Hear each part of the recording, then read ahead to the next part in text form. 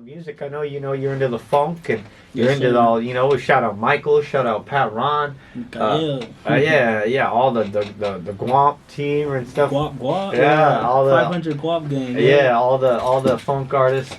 We got Young Overdue, Nameless, Yeah, Salem, Young Overdue. Citrus. We got Die Slow Posse Yep, part of God's. coming all the way out from the Bay Area. Citrus. He's from LA. Who am I missing? It? Oh, Blackmail. Blackmail out of Dallas too. He's hard. Is there anyone else I'm missing on the funk side? Truancy. Truancy too. Yeah. We got a really stacked funk lineup for you. November 2nd, man. Make sure you come out, check us out. We're blending boom bap and funk together. Yeah. I mean, people keep telling me I'm a boom bap artist. People keep telling me I got funk sounds, so I might as well do a show and put the two styles together, right? Yeah, yes, sir. But when you first started like doing business, or when you started doing, anything here in LA, what was like the biggest thing that you were most interested in? With business or In the business of like going out and like, what, aside from making the shirts or making the product, what interested you the most? Like, what were you the most curious about when you started all this? Like, what crossed your mind the most?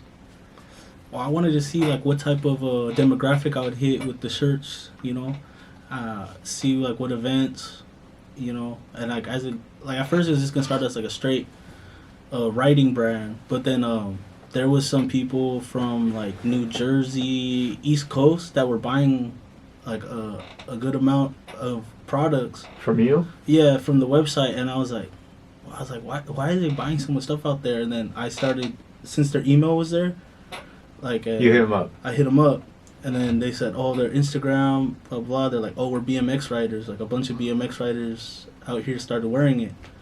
And I was like, oh, okay, that's dope. And then there were some skaters like in Colorado and Florida that were buying some. And so like it was no longer just a graffiti brand. Like people in the BMX world and the skating world were Acknowledged you yeah. as a streetwear brand. Yeah. Okay, you already had those street qualities, but you're like, I'm gonna apply the game, knowledge, business, art into like more than just Yeah. So it's kind of like when Hippie started like 5 years ago, like we had left off on, like you transitioned, you made something of it. You had those like, oh, why do I got New Jersey, Florida, this and that, and then the motion just kept forthcoming, and it kept coming at your way, opportunity, Yeah. where now you've been a steady, consistent brand here for 5 years. Yes, sir. Definitely, man. And what are some of right now? I know you got your steady drops. You got a couple drops a year that you've been doing for 5 years, like Yeah. consistent customers, consistent clientele. Obviously the BMX scene and skating scene and stuff like that. What demographic are you really trying to hit? Like what's like one kind of like as an owner, like, oh, I might try to say the Vans Warped Tour scene, or like who's just one of those like oddball ones people wouldn't expect? I don't know. I would say like I would want to hit like the takeover scene, or like even the mini bike scene, to be like a brand for that too. Maybe sponsor some people in there.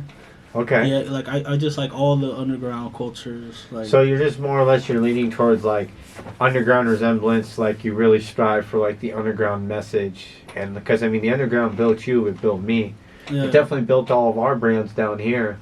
Yeah. We LA lifestyle ain't nothing without the underground. Yeah, like Period. I'm big on underground everything. Like I don't know, it's like certain things, like when stuff starts going mainstream, it's like it's cool. Like I'm proud for the artists and like the parties involved But you with it. forgot where you came from.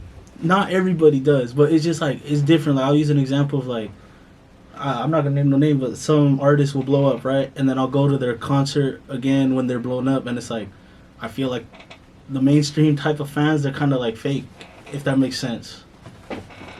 Well, yeah, I mean, hey, it might be disrespecting some people, but like, that's how I feel. You're hitting the nail on the head, because that's even like the same way in the Bay Area. I remember growing up, like, perfect example is SOBRBE. Oh, yeah. They were tough.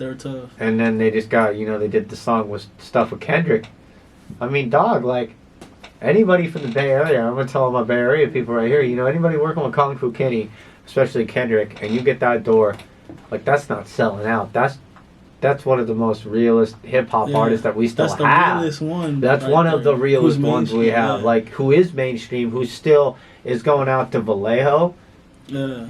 and picking you out of a crowd. And that's the saddest thing too, is like people from the Bay Area all want the same thing, but we're all competing with ourselves. It's like anywhere, but it's really bad out there. Where then once you do get like, even G-Eazy, Yeah. same thing. You know, he did his thing. You know, he toured the world, but when he was doing it, when he was, you know, getting to his level, he still kept that Bay Area vibe. Where now it's like most of us, we don't even know what he's doing these days. He like lives in Brooklyn. You know, he moved on. Doesn't even really talk about the Bay like he once used to. You know, it was like thought it was from the Bay to the universe. Well, that's Yeah. you know, they use those things to propel them to the next level. And say, for instance, you did get an opportunity, like say you got this massive like branding or clothing deal. It doesn't matter the money or anything like that. Like you're still willing. Like you're still going to represent what you've always represented. You're not going to let no video or interview or money change what the goal and the lifelong mission of Hippie is. Yeah. Like I want it to be like strictly underground, even if it, you know, like supporting the groups in the underground that like help propel my brand. You know what I mean? Yeah, exactly. And like, it's crazy too because like, it's weird. I see people flutter. I see people come and go. I know I'm still new, but in your 5 years, how many people have you seen just be there briefly and you haven't heard about them or seen them or anything after? Like people who just disappear. They off the just scene. flutter like nothing. You see them once and they have this great whatever they got going on, and then you never hear from them again, or you never see anything from them again. Yeah, I think it happens, but I don't like. I wouldn't know personally what happened. You know, I think it's just life, different things. What do you do to keep yourself in line? I would just say like program. You know, yeah, program, bro. Like have a strict schedule. You know, just with myself. You know, because I feel like when I have no schedule or no program, like I don't get anything accomplished. Yeah, and I know too, because I mean, I even talked to you the other day. I was like, man, dude, this program, that word when you say it, I wanted you to say program. I like that. I run it through my head sometimes. Yeah. Gotta get on the program. What's up with the program today? And when you set your program, guys, like, hear this out. It's something to challenge yourself to. You know, like. Okay, like my whole thing with the program right now is I feel like the word program and programming and being the programmer is the only way you're going to be able to get results. Yeah. Period. Right now where I'm at in my life, we just got a little, you know, boost in the job. We got a little bit better balance on the mental health. And that word program lives rent-free in my head right now. Yeah, man. Well, I have to be the bigger and better version of myself, not for myself, for my family. Yes, sir. Well, for myself, of course. For myself. And my cats. My cats too. Shout out Leo and Axel. I love you. Meow. I just meowed on the radio.